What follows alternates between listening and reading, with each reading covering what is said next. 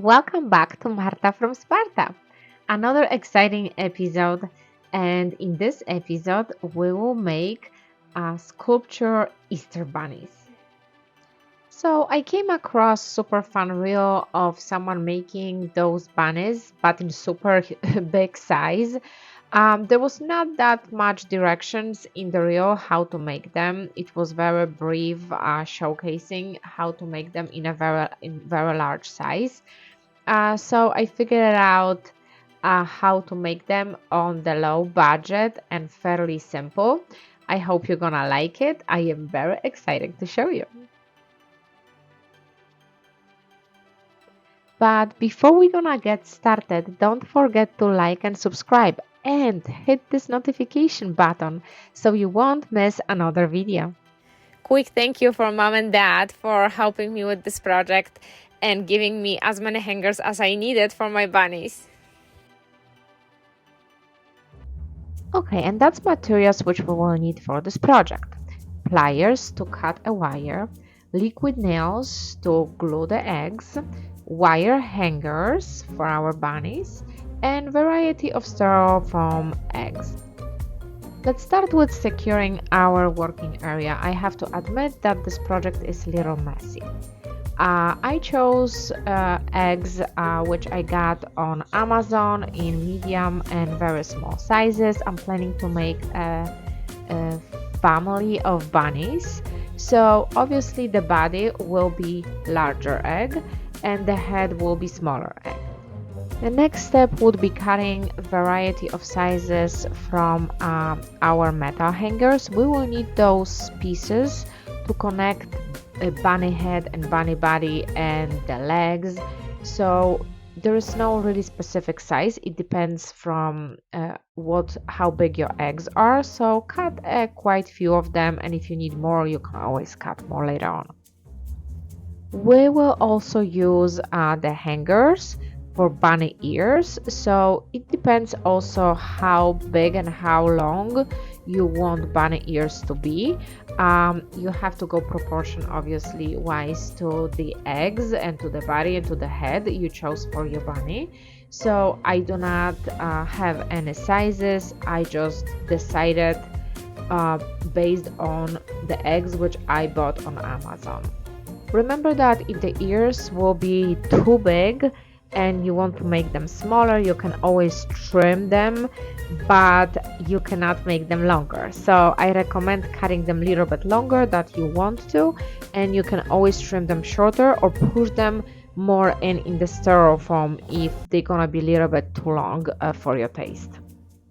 So once you're gonna cut off the bottom of the biggest egg, which will be the body of your bunny, you have to match obviously the head, and I'm going for like very contemporary look. I want them to look like a sculptures, not like a cute pink Easter bunnies, as you saw in the beginning of the video. So I made a variety of sizes, and as you see on the video, I'm cutting the bottoms and then I'm gonna match the heads. So I did two families, two adult bunnies and two little bunnies, and then I'm sticking the wire hanger on top of the body, and I'm gonna stick a head on top of it.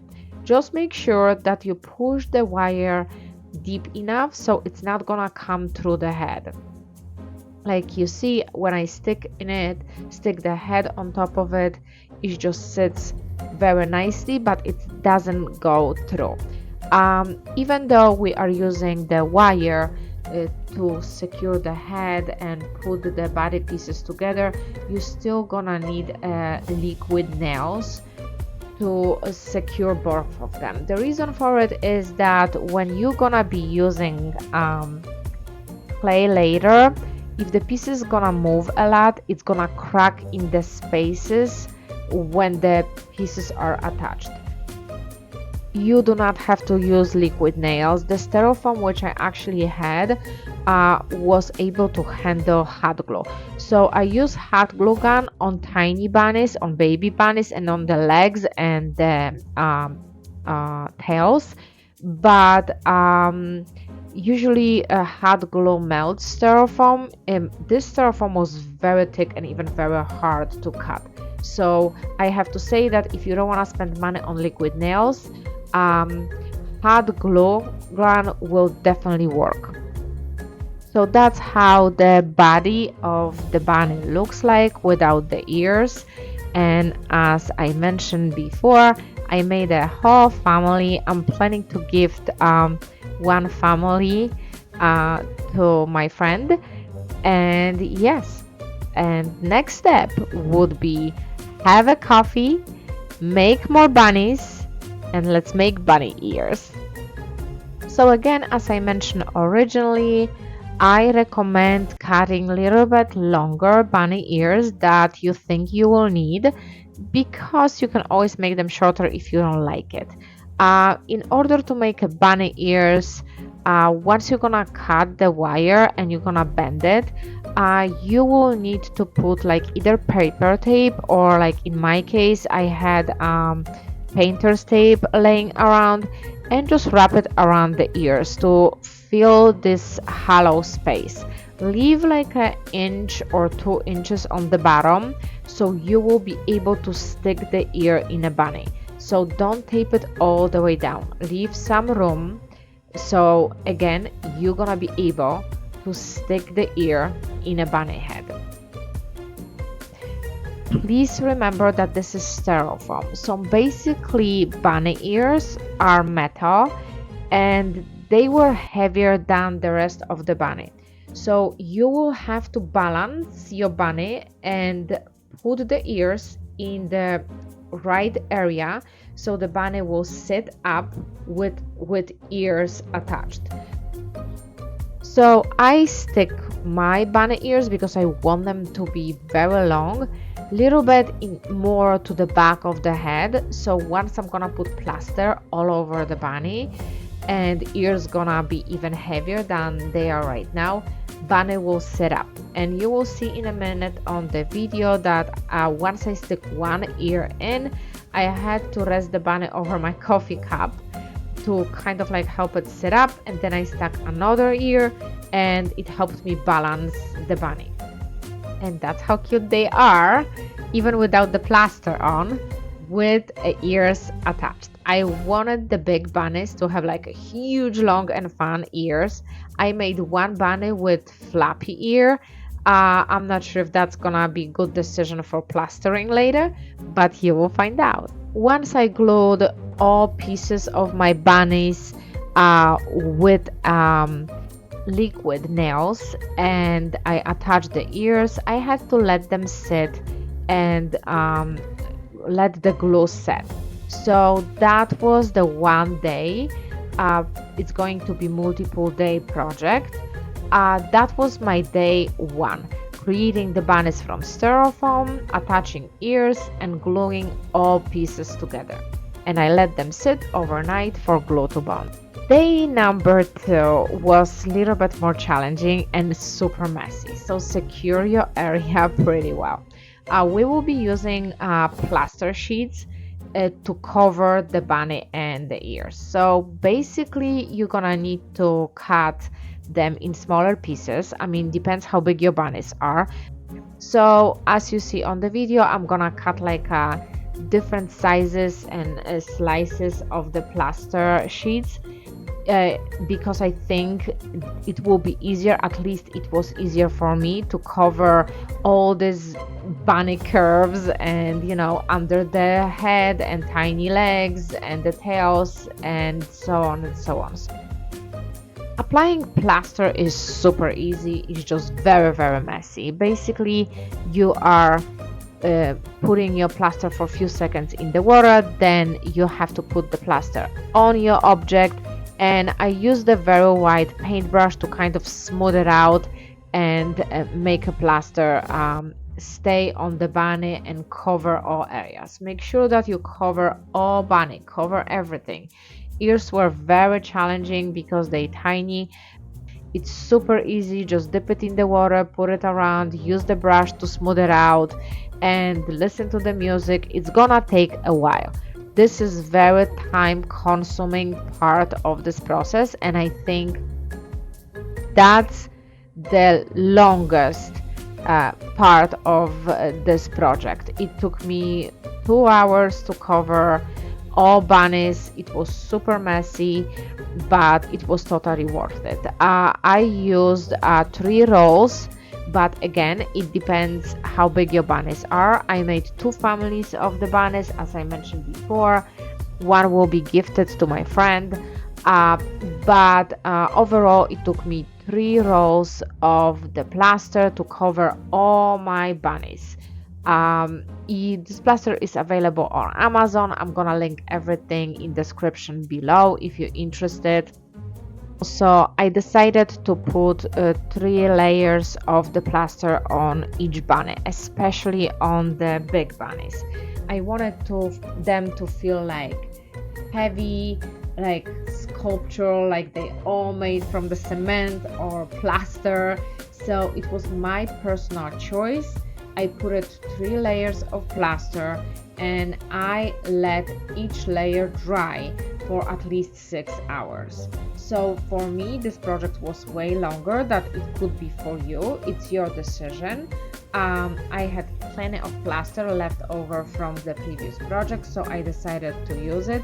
And especially the big bunnies was covered 3 times, and I put 3 layers of plaster for them to have this like a heavy sculpture kind of feel. Last layer would be using Paris plaster. So this is another ball game, and I never used this plaster before, so I'm not gonna provide you with any recipe. I was just eyeballing amount of water and what works for me to put it and distribute the plaster on the bunnies. It was one huge mess, and it was very frustrating process. I'm gonna be honest with you because I want you to know what is waiting for you, but it was totally worth it. So if you will decide to use plaster of Paris like I did, you're gonna have to mix it so the texture of it is a little bit more runny. It takes quite a time to distribute plaster over the bunny, and the plaster is getting harder and harder every minute. So you first of all you have to work really hard. I had to add a water multiple times because I had a lot of bunnies to cover, and it was only me doing that. So I didn't know that. Again, I don't have experience with plaster of Paris. That was my first time working with it. So I have to say that once I realized that the plaster is setting so fast, I was working super fast. I didn't have time to video like every single step, and some of the footage is not in focus because this part of the process was extremely stressful to me. And again, once I cover like a head and bunny ears, I noticed that the plaster in the ball is getting set again. So I was pausing the video, running to the bathroom, adding the water to the plaster, mixing it again, and I was keep repeating this process because I had 9, I think I had 12 bunnies to cover. So please keep it in mind that if you don't have experience with plaster of Paris, maybe I was doing something wrong. So leave me the comment below and let me know, so I will learn for the future projects. But other than that, for me it was very stressful process. It started with like amazing consistency, and I was very relaxed covering the bunny, and then I touched the ball and I'm like, oh my goodness, it's already setting. So it was a lot of running back and forth and adding the water to the plaster. I used like a white brush to distribute the plaster all over the bunny. I found it very easy, and at some point the plaster was just like beautiful consistency, which I loved a lot. But this consistency was like that only for a few minutes, and then I had to run to the bathroom and add the water to it and mix it again. Maybe next time the good idea would be like mix smaller amounts of plaster and keep mixing and keep mixing. I just didn't want to get my hands dirty and just keep dealing with the mixing of the plaster. Also, I added a ceiling paint to my plaster because I didn't want to deal with painting the bunnies at the end and have another step. So this is again optional. I added, like, again, I don't have proportions for you because you guys gonna make a different number of bunnies than I did, so you're gonna need different amounts of plaster, but I added like half of the cup to the bowl, which you see on the video, of ceiling paint, and my bunnies dried super white, not like a spackle. So this is if you don't want to paint them later on. Even if you're using like a home spackle, add a little bit of ceiling paint or like wall paint, pure white, whatever white you have. So then at the end, you do not have to paint your project over because it's gonna dry white like it was already painted. So that was the tip which I saw on one of the YouTube videos which I was watching when I was educating myself how to work with a plaster of Paris and how to work with a fabric plaster, which we used as a first step of this whole project. Also, if you do not want to mix plaster, you can buy a regular spackle, wall spackle, lightweight spackle. Just add the paint to it, so again your project will dry white and you do not have to paint it. If you want bunnies different color than white, obviously you don't care about this step and just skip this step, or maybe try to add different color of paint to your plaster. Again, I do not have experience with the plaster, so I'm not sure, but it would actually make sense. So I decided to do again few layers of plaster of each bunny, and this plaster, the way how I mixed it, it was drying like crazy fast. So once I finished the first bunny was already dry and I was putting another coat on it. So I put on each bunny multiple coats, and then at the end I just rubbed them with a plaster because they were too smooth for me. I didn't want them to be smooth. I wanted them to have this like a raw kind of concrete texture. So then I just put my hands in a plaster and I just rubbed the plaster all over the bunnies, and voila, they came out amazing. So on the video you see the one family. That's the family which I'm planning to have in my kitchen. I set it up on the dining table for you so they are more clear to look at, and it was easier for me to take a video of them, but they're gonna sit on my kitchen counter. And this is one family, and I made another family also for my friend. So that was multi-day project. I was doing that in between sessions in my studio, so for me it was 1 week because I was able to do it every other day. So for if you're planning to do it every day with the drying breaks, it's gonna take you straight 3 days to complete this project and have bunnies ready. So keep this under consideration if you want your bunnies to be ready for Easter. You can add the bow, you can add the tie, you can add eyes. You don't have to do them in the raw texture as I did. You can brush the plaster with a paintbrush and just leave them nice and smooth. It's up to you. I'm just showing you the way I did it and what I learned about it, so you can improve my technique. I'm sure that there is a lot of people out there who has more experience with doing this type of sculptures, and this is the way I did it, and it was easy for me and it worked and I really love the results. So I hope you did too. And that was my last project for Easter. I hope you liked it and enjoyed it as much as I did, even though it was super messy this time. But happy Easter, everyone, and I will see you in the next video.